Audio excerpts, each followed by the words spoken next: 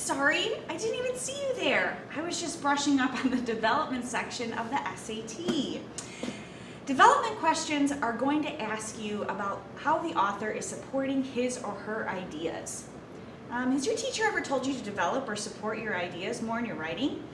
These questions assess the same concept. They mostly ask you about adding examples and more details to paragraphs.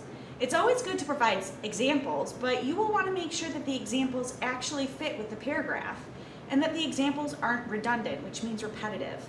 Let's take a look at a sample question to see how this works. All right, so taking a look at the example question. At this point, the writer is considering adding the following sentence. When it was painted in 1932, Sequiro's mural was considered offensive, but now it is acclaimed. Should the writer make this addition here? Option A, yes, because it provides historical context for the changes discussed in the passage.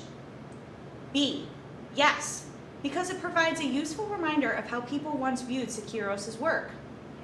C, no, because it unnecessarily repeats information from earlier in the passage.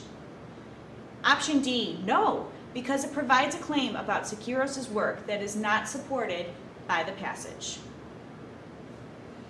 We have to read the whole paragraph to see if we should try and add this sentence. What is the author trying to accomplish in this paragraph? So let's take a look at the example paragraph. Fortunately, a new group of artists has discovered the murals and efforts are underway to clean, restore, and repaint them. Once again, Sequiro's American Tropical is leading the way. After a lengthy and complex restoration process, this powerful work is now a tourist attraction, complete with a visitor center and a rooftop viewing platform. Advocates hope that Sequiro's mural will once more serve as an inspiration, this time inspiring viewers to save and restore an important cultural and artistic legacy. The paragraph seems to be all about how people are trying to restore this artist's work. Does this new detail seem to fit? I don't really think it does, but I'm going to read through my options to see.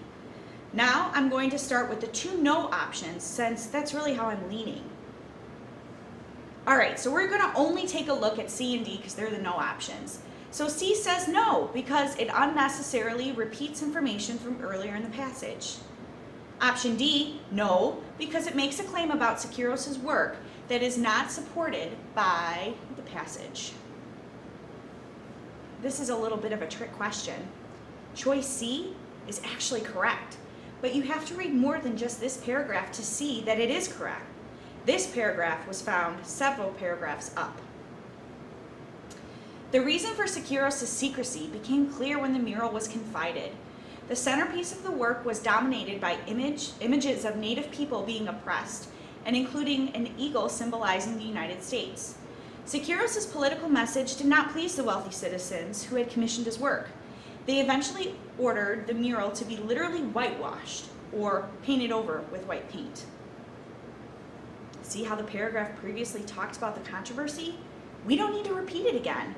The moral of the story is you actually have to read the passage to get these questions correct.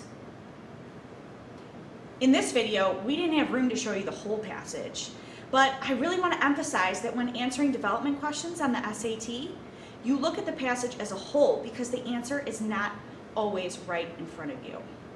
So, I really need to get back to studying for the SAT. I'm looking at punctuation next, and I suggest you do the same.